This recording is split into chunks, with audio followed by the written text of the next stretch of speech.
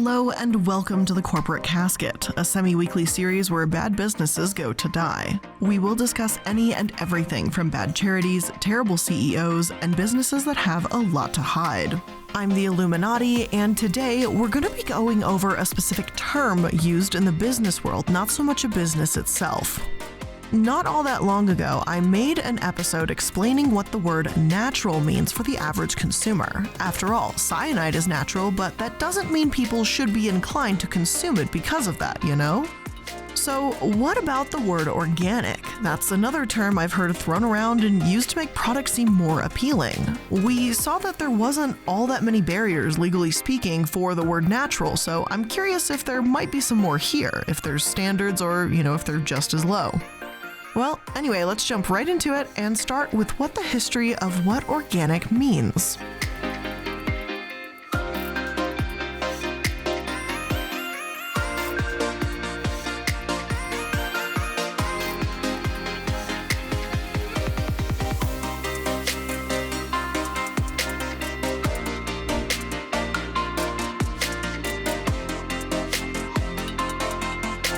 Organic products are made from materials produced by organic agriculture. This means they're produced using substances allowed by the USDA, the U.S. Department of Agriculture. They also don't use genetic engineering, ionizing radiation, sewage sludge, and they have to be overseen by a USDA National Organic Program authorized certifying agent. So right away, the standards are already different. One source explains, the term organic is strictly regulated by the United States Department of Agriculture's stringent requirements and therefore guarantees that organic food or products do not contain antibiotics, growth hormones, synthetic pesticides, or harmful herbicides. On the other hand, the term all-natural is not regulated by any agency and does not ensure that products are void of hazardous pesticides or other toxins. Food manufacturers can simply slap a natural label on their products, even if they contain an abundance of processed ingredients. Although there are healthy products labeled as all natural, the term is almost entirely unregulated. And we saw this a lot in that natural episode. Plenty of products may have that label on them, but it means next to nothing without regulation. Even though we haven't dug into misconceptions about organic products, at least I can confidently say that yes, the word organic does actually mean something. As for the term itself, Organic ePrints claims, the term organic farming was coined by Lord Northbourne at his canonical work Look at the Land, published in London 1940. Northbourne introduced the concept of the farm as organism, contrasted organic things with chemical farming, and introduced many of the concepts that continue to preoccupy discussions and practice of organic agriculture. However, it wasn't until the 80s when the organic movement truly began to pick up speed. Around the world, farming and consumer groups began seriously pressuring for government regulation. In the 90s, they got their way, and various legislation and certification standards were enacted. Hopefully we can see the same kind of regulation with the word natural, but I won't hold my breath here. By the 2000s, we've seen the worldwide market for organic products grow, and stores like Whole Foods and Trader Joe's are seen as healthier than many other grocery stores. One source even claims that Whole Foods was so involved in this movement and so integral to it that they care so much that they have gone above and beyond the standards set by the FDA. As there is no definition of natural food, Whole Foods has compiled its own list of unacceptable ingredients. These unacceptable ingredients include, but are not limited to, hydrogenated fats, high fructose corn syrup, artificial sweeteners, preservatives, artificial colors, and flavors. If a food contains any of these unacceptable ingredients, you won't see it on their shelves. I'm not so sure about this being them by going beyond the FDA standards because the standards for natural don't really exist in the first place. I'd say it's going beyond the USDA standards if that's the case, but that's just me being nitpicky, but you get the point here. In 2003, Whole Foods announced it was the first national grocer to have its retail operations designated as certified organic. And organic food sales have been rising and rising over the years. According to Food Business News, organic food sales in the United States rose 5.9% in 2018 to reach $47.9 billion, according to the 2019 Organic Industry Survey released May 17 by the Organic Trade Association. Organic food sales made up 5.7% of overall U.S. food sales, which rose 2.3% in 2018. The U.S. organic market grew 6.3% to $52.5 billion as non-food sales increased nearly 11% to reach $4.6 billion.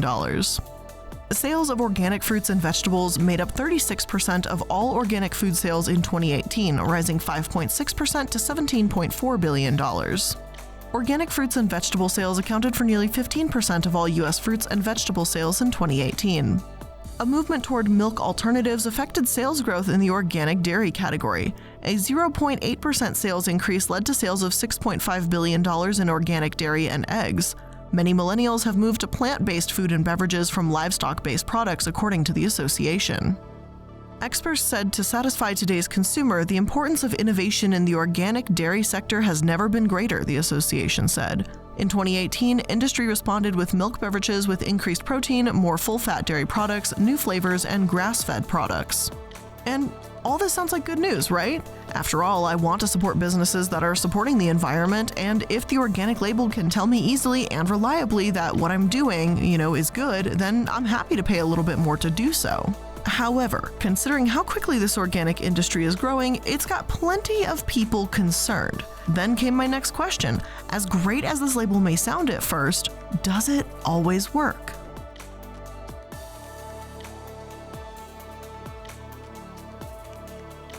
I won't pretend like organic labels are completely useless, but we can't ignore the times that they've failed us either. CBS News in mid-2018 reported, "The USDA organic label generally signifies a product is made with relatively minimal synthetic pesticides and fertilizers, and that animals are raised according to certain guidelines. But disputes over the rules and questions about adherence may raise doubts about whether the price is justified." A federal audit in September found the U.S. Department of Agriculture was unable to provide reasonable assurance that required documents for imported organic grains were reviewed at domestic ports of entry, among other weaknesses. The Washington Post last year had reported that massive shipments of the imported grains intended mostly for animal feed were wrongly labeled as organic, and also questioned practices by major organic dairy and egg producers. And unfortunately, this is absolutely starting to remind me of palm oil, and we will get to that in a different episode, I promise. But the Roundtable of Sustainable Palm Oil was created in order to help consumers promote sustainability, but if you ask me, organizations like that do more harm than good. After all, if the RSPO or USDA is pushing products out there that don't actually help the environment, giving them a label that holds no weight, then won't it only discourage the farmers or producers that actually do care? But before I go any further, I want to take a look at what this audit said and if it was as bad as I was bracing for.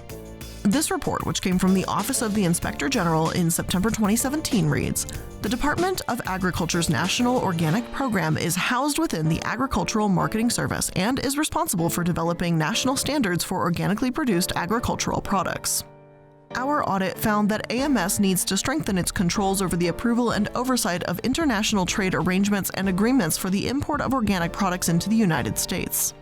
First, we concluded that AMS's process for determining equivalency of organic standards lacked transparency. NOP officials maintained documentation of the process to resolve differences between foreign and USDA organic standards, but they did not have a methodology in place to disclose the results of that process to stakeholders. Next, we concluded that AMS was unable to provide unreasonable assurance that NOP-required documents were reviewed at U.S. ports of entry to verify that imported agricultural products labeled as organic were from certified organic or foreign farms and businesses that produce and sell organic products. Further, imported agricultural products, whether organic or conventional, are sometimes fumigated at U.S. ports of entry to prevent prohibited pests from entering the United States. AMS has not established and implemented controls at U.S. ports of entry to identify, track, and ensure treated organic products are not sold, labeled, or represented as organic."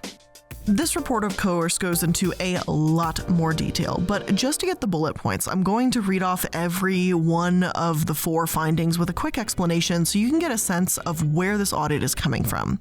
The first, as they said, was that the organic standards equivalency determination process wasn't fully transparent. NOP officials maintained supporting documentation of the process undertaken to resolve identified differences between foreign and USDA product standards, but did not have a procedure in place to document and disclose the results of that process to interested parties and the public. The lack of transparency could result in reduced U.S. consumer confidence in the integrity of organic products imported into the United States. The second finding was that AMS needs to strengthen its controls over organic imports. I'd say that's pretty self-explanatory. And the third finding, along a similar vein, was that controls over organic products fumigated at U.S. ports of entry were inadequate. After visiting 7 U.S. ports of entry, the audit states AMS has not established and implemented controls at U.S. ports of entry to identify, track, and ensure that treated organic products are not sold, labeled, or represented as organic. As a result, U.S. consumers of organic products have reduced assurance that foreign agricultural products maintain their organic integrity from farm to table. NOP regulations state that measures must be implemented to prevent the commingling of organic and non-organic products and protect organic products from contact with NOP-prohibited substances. 30 NOP regulations also prohibit organic products contaminated with prohibited substances at levels higher than 5% of the Environmental Protection Agency's tolerance level for the specific substance detected from being sold, labeled, or represented as organically produced. Lastly, finding 4 was that on-site audits are not conducted in a timely manner. In other words, all of this is just to say, in spite of all the good the USDA is trying to do in the regulation around organic products, it's far from a perfect system. Does this mean we shouldn't have the system altogether?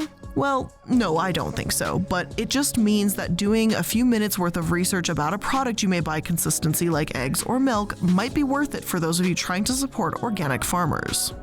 Now, before we continue on, let's just take a quick moment to thank today's sponsors. Summer is heating up, and so are those sweet, sweet tunes. Was that cheesy enough to start off an ad read? I hope so. Well, today we're going to be talking about Raycon, because whether you're just listening to music, an audiobook, or whatever it is, a pair of Raycon wireless earbuds in your ears can make all the difference. You get crisp, powerful beats at half the price of other premium audio brands. Raycons look great and feel even better. They come in a range of cool colors, even though I chose black because I guess I'm the boring one, but they've got a bunch of cool colors, I swear. I'm just not cool. And they come with customizable gel tips included for a comfortable in-ear fit to make sure that they fit snug as a bug in a rug. And Raycons are built to go wherever you go with quick and seamless Bluetooth pairing and a compact charging case. And these puppies last for 24 hours. The battery life on these things is absolutely insane. I don't really have to charge this often at all, honestly. I can't really remember the last time I charged my Raycons, maybe like a month ago, maybe a couple weeks ago. I don't charge them much. They just go. Their battery life literally lasts forever, it feels like. So if you want to get your own pair of Raycons at 15% off, it's super easy. All you got to do is go to buyraycon.com/casket and you'll get 15% off your entire order. Again, that's 15% off at buyraycon.com/casket. buyraycon.com/casket.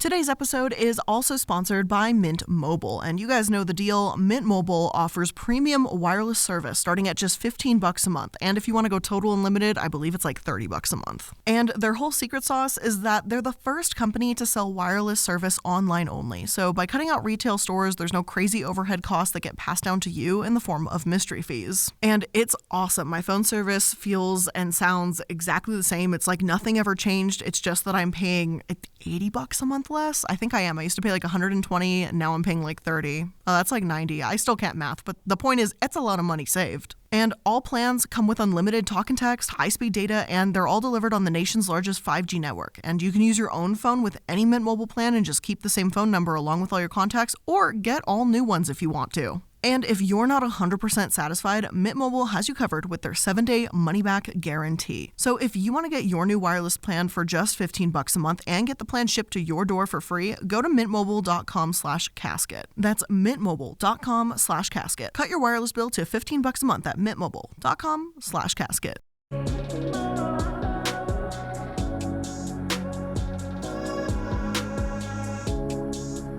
Now, when it comes to health and organic, others argue that consumers are misled about what organic means in the first place. After all organic is about is the agriculture of a food, how sustainably it's being produced, that sort of thing. The term organic has nothing to do with how healthy a food is, and that's the problem one Forbes writer says they have with the label. In 2016, Stephen Savage wrote, "The USDA, which oversees the foods labeled as certified organic, states quite clearly on its website about its role in organic that our regulations do not address food safety or nutrition. Foods labeled certified organic must adhere to certain rules and regulations but aren't endowed with any particular nutritional or safety features." However, many consumers believe that the organic label means the food has superior nutrition and is safer, especially in regard to pesticide residues. This is not true. Studies have shown no appreciable difference in nutrition between crops grown either organically or conventionally. As for the safety issue, when most people hear the word pesticide, they imagine something scary in terms of toxicity to humans and the environment. The reality is that modern agriculture employs an integrated suite of non-pesticidal control measures, and the actual pesticides used today are mostly relatively non-toxic to humans. Organic farmers also use pesticides, and the products they are allowed to use are constrained with few exceptions by whether they can be considered natural. That is not a safety standard since many of most toxic chemicals known are natural. Like all pesticides, these natural options are subject to EPA scrutiny, and so the pesticides that organic farmers are allowed to use are safe when used according to the label requirements, which is the same standard for synthetic pesticides allowed on conventional crops. When it comes to pesticide residuals on our food, there is a USDA testing program that demonstrates year after year that the pesticide residues on both organic and conventional foods are at such low levels that we need not worry about them. I confidently buy non-organic foods based on this public data that demonstrates that our system is working and that we consumers are well protected. And so far, I don't really have any major disagreements with what he's saying, except for an earlier statement he makes when he says he purposely avoids organic foods for those reasons, since I think there's pros and cons to each. The thing is, it is a shame that when people hear the word pesticide, they assume it means dangerous poisons and non-organic food isn't safe.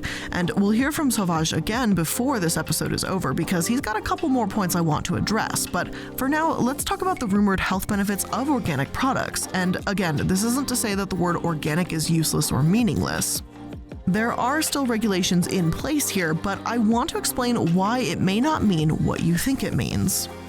One 2014 article entitled Organic Exposed by Steve Copperand argues that the reason the organic food industry has grown is because it was built on fear-based marketing. He writes, "The $35 billion organic marketing industry uses surveys showing 65% of consumers see organic as healthier, 70% as safer, and 46% as more nutritious. Consumers also assume the USDA organic seal on the package means all of those things.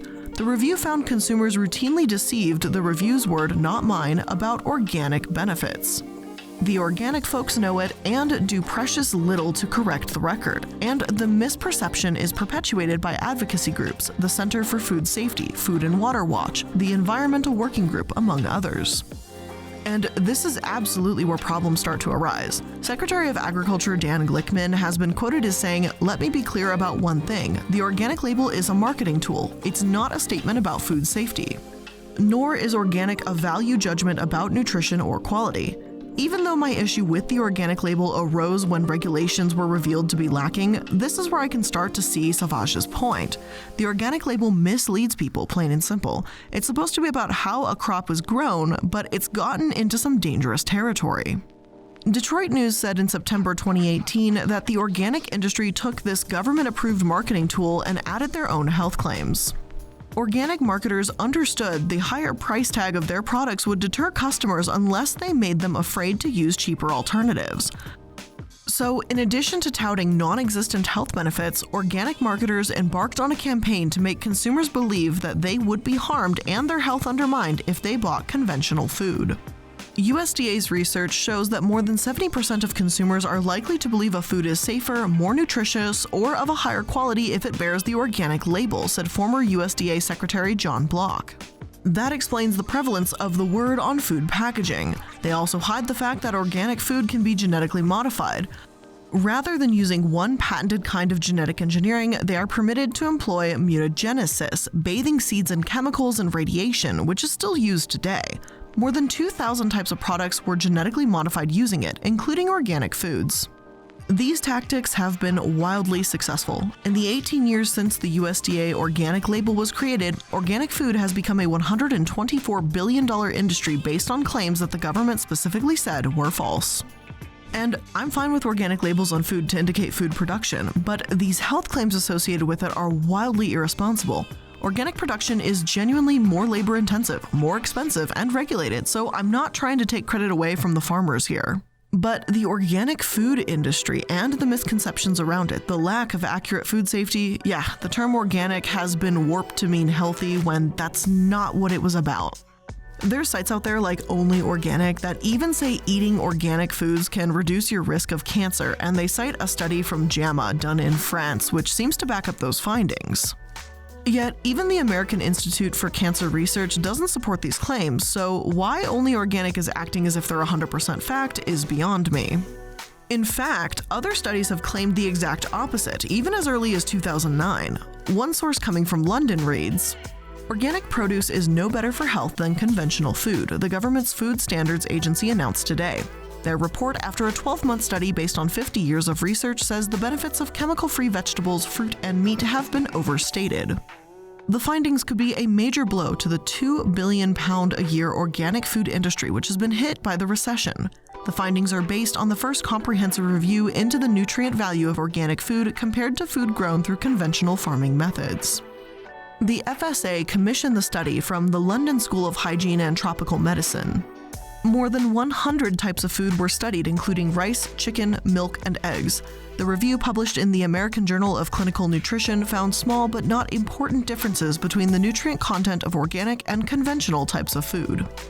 Public health nutritionist Dr. Alan Dangor, who led the review, said, "This is the first time all this evidence has been brought together under one single study. Organic food is no worse than conventional, but there is certainly no reason for suggesting organic food has a superior nutritional content." A small number of differences in nutrient content were found to exist between organically and conventionally produced crops and livestock, but these are unlikely to be of any public health relevance. There is no good evidence that consumption of organic food is beneficial to health in relation to nutrient content. Organic campaigners today criticized the report as out of date and said it had failed to take into account the harmful impact of pesticides, a major reason for some people going organic. Soil Association Policy Director Lord Melkat said, "We don't think this report is going to change people's views." And I get that pesticides are a large part of this. As Stephen Savage made mention of, it's one of the driving reasons why people purchase organic foods to begin with. You hear pesticides, and too often it's equated to the word unsafe.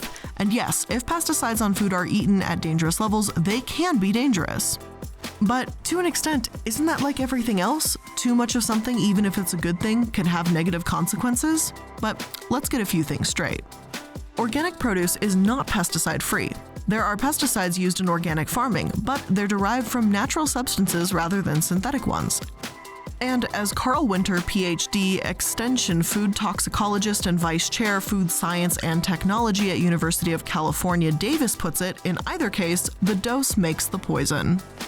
The Environmental Working Group EWG argued in 2018 that strawberries, spinach, nectarines, apples, grapes, peaches, cherries, pears, tomatoes, celery, potatoes, and sweet bell peppers all have the highest amount of pesticide residue.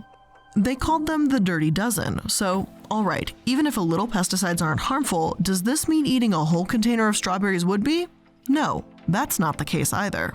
Toxicologists like Winter are looking at 3 pillars of risk. How much of the stuff are we really getting on our food? How much of the food are we eating? And just how bad is the amount we're ingesting? The Dirty Dozen isn't designed to answer any of these questions, and therefore, Winter says, can't provide valuable insights to shoppers. If you don't know the levels of pesticides in strawberries and spinach, how do you know they pose any problems? Winter, along with other scientists, say they don't. And while natural pesticides certainly sound healthier, it again boils down to how much of a specific substance you're ingesting. A derivative of copper, for instance, is used as a fungicide in organic farming. If ingested at inappropriate levels, it can be toxic. However, in amounts detected on food, Winter's point is that the amounts we're consuming them, neither natural nor synthetic pesticides present any cause for concern. Pesticide science is a tricky thing. Studies showing harm often look at correlations rather than causation, meaning that they don't prove the pesticide exposure causes the health outcome detected. Some are done in agricultural workers and/or their children, people who would be exposed at much higher doses than those of us who are ingesting residue from food. It remains on their shoes, for example, so these chemicals can contaminate their home environments. Still, it's worrisome to read headlines raising concerns around pesticide risk, such as the recent study linking pesticide exposure to poorer pregnancy outcomes among women being treated for infertility. Though this may raise some red flags, Winter again takes a more scientific view. The researchers used a similar system of identifying pesticide residue as the EWG, a system that many scientists call into question because it doesn't address actual amounts of chemicals detected. And though it didn't make headlines, he points out that women who consumed more high pesticide residue produce were also more likely to eat organic produce. In other words, they were eating lots of fruit and vegetables on both sides of the aisle. And I know this is a lot to take in, and there doesn't seem to be any definitive answer. And with regulations not always being clear, as we've talked about earlier, and inorganic and organic foods being mixed, I'm sure that only makes things all the more difficult.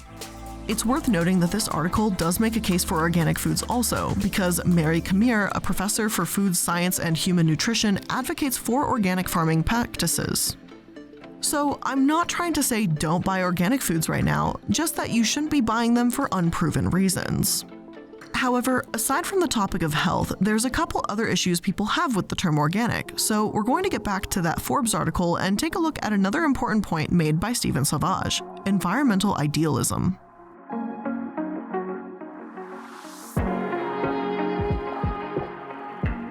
Organic foods are at least better for the environment, right? Well, Sauvage argues that this point is actually debatable too. There's a few farming practices with excellent environmental profiles which are difficult to implement under organic farming regulations. He says, compost, which is a major input for organic farms, has a shockingly high carbon footprint because of methane emissions. The carbon footprint of synthetic fertilizer is much smaller. From an environmental perspective, the biggest issue for organic is that it requires significantly more land to achieve the same level of production. Were organic to become more than a niche category, this yield gap would be highly problematic from an environmental point of view. I would much rather buy food from land-sparing farming systems. Again, not trying to rain on anyone's parade here, but the benefits of going organic aren't as numerous as you might think. There's a number of valid arguments from each side. Some, like the Organic Trade Association, claim that organic foods are rich in nutrients and reduce harmful pesticides, whereas other sites say organic farming is far from the best way to be environmentally friendly. Applied Mythology states that synthetic fungicide options are effective pesticides but break down into completely innocuous materials. But because of regulations, organic growers can't use them. Technology has improved after all, and synthetic insecticides and herbicides have vastly improved since the organic movement. GLP, the Genetic Literacy Project, argues that many have become virtually non-toxic for humans, effectively calling the organic regulations, once designed to protect us from scary chemicals, completely outdated. They state, overall, fewer and fewer highly toxic pesticides are being used on crops.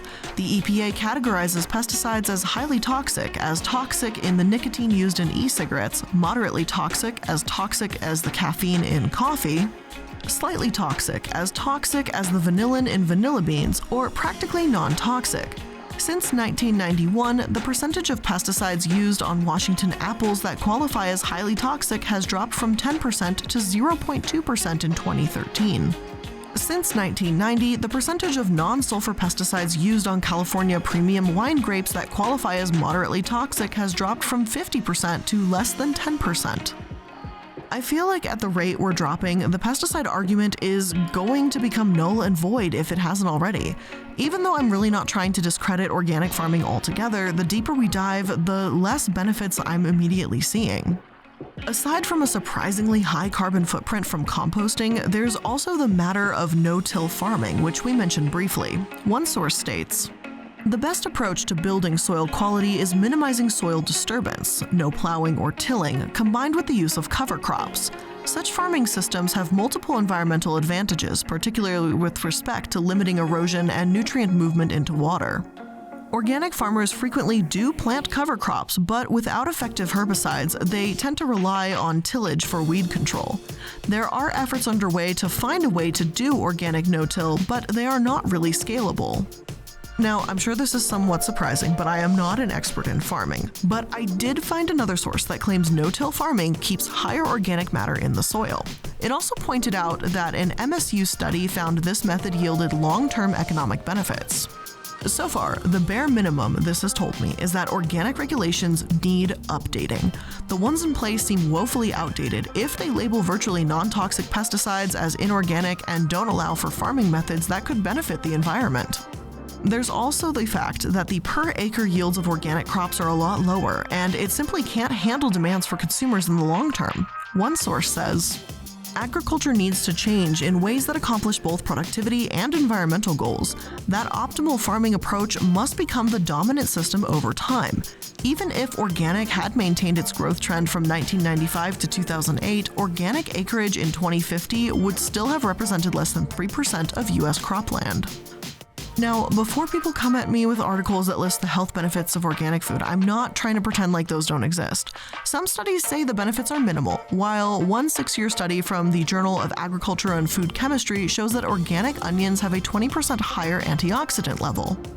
There's both benefits and downsides to organic foods, and for me personally, I've never really seen the downsides really shown or told to me and what the term definitively means.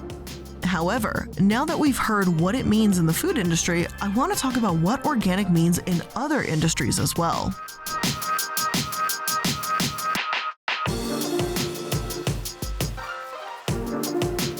Organic food is one thing, but I've seen the organic label on far more than just produce. What about organic clothes or cosmetics? What do the standards for those industries look like, and are they just as well regulated? Or half kinda regulated? Unfortunately, the answer here is sort of, and other organic products can fall into a gray area. However, organic clothing does have at least some regulations, so we'll discuss that one first. One source says, in the midst of this giant industry, one recent trend has been coming to the forefront of the market and awareness of consumers: organic clothing. But what is organic clothing exactly? This is a tough question to answer because a regulation and certification by governments around the world has been a bit slow to respond to demand in the marketplace for organic clothing, as opposed to labeling requirements for organic foods, which are much more advanced in terms of its development. But generally, organic clothing is clothing made from materials grown in compliance with organic agricultural standards. For instance, authentic organic clothes involve no pesticides or artificial fertilizers in their production process, and the land from which the raw materials are grown is also pesticide and fertilizer free. The article then shows a table about how organic cotton farming has seeds that aren't treated with fungicides, crop rotation is practiced, and there's no genetic modifications used, and weeds are destroyed manually, not with herbicides or weedicides. The USDA itself explains that the NOP, National Organic Program, regulations do not include specific processing or manufacturing standards for textile products. However, apparel labeled as organic does have to be certified by a third party, such as the OTA or the Organic Trade Association. All in all, this organic cotton label is more regulated than the word natural, as we've seen previously, but organic food is still the most regulated out of the three. As for the Global Organic Textile Standard, there are a few rules that must be met to certify these cottons as organic. For example, organic fibers must be kept separate from conventional fibers through all stages and clearly identified. There's also regulations on the accessories and raw materials. I'm sure you get the idea. However, as for organic cosmetics, well, that's an entirely separate issue. The FDA doesn't regulate if cosmetics are organic or not. They state, FDA regulates cosmetics under the authority of the Federal Food, Drug, and Cosmetic Act and the Fair Packaging and Labeling Act. The term organic is not defined in either of these laws or the regulations that FDA enforces under their authority. The Agricultural Marketing Services of the U.S. Department of Agriculture oversees the National Organic Program. The NOP regulations include a definition of organic and provide for certification that agricultural ingredients have been produced under conditions that would meet the definition. They also include labeling standards based on the percentage of organic ingredients in a product. For more information on organic labeling cosmetics, see the NOP publication, Cosmetics, Body Care Products, and Personal Care Products.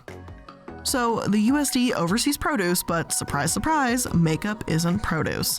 If you ask me, cosmetic companies are just taking this organic term and running with it to tap into that organic market because it sounds better for the environment, even if it isn't.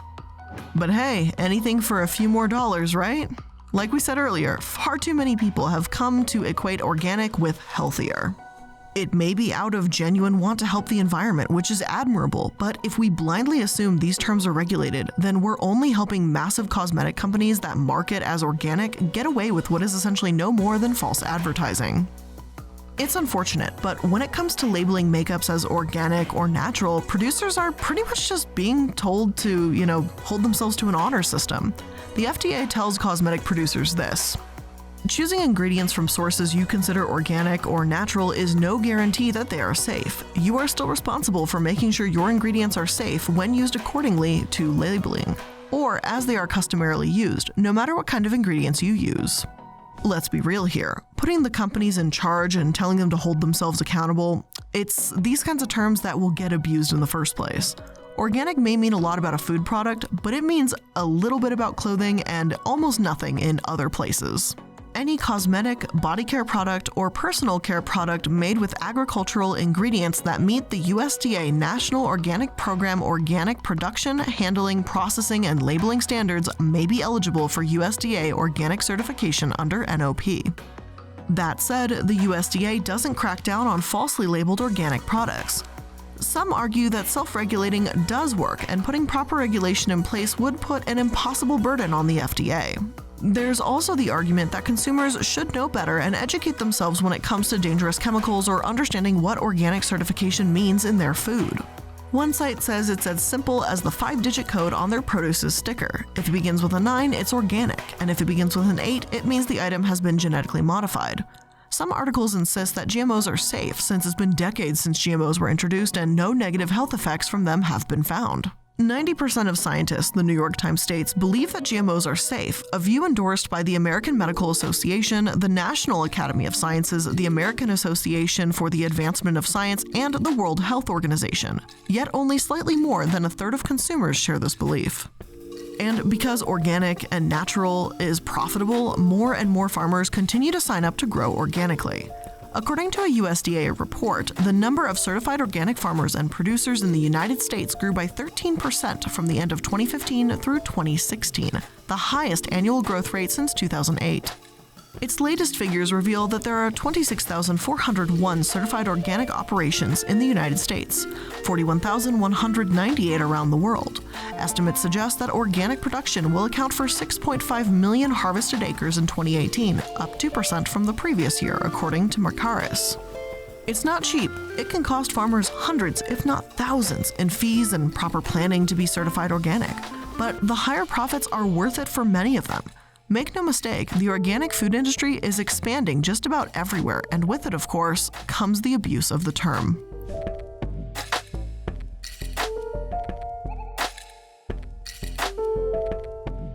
So, all in all, should you purchase organic products? Well, that's ultimately up to you. Stephen Sauvage from Forbes explains that one of his final main reasons for not buying organic produce is because of the following. Within the organic realm, there are certain major marketers and advocacy groups they fund who employ fear-based and falsehood-based messages to demonize conventional foods. They use these methods as a means to promote organic.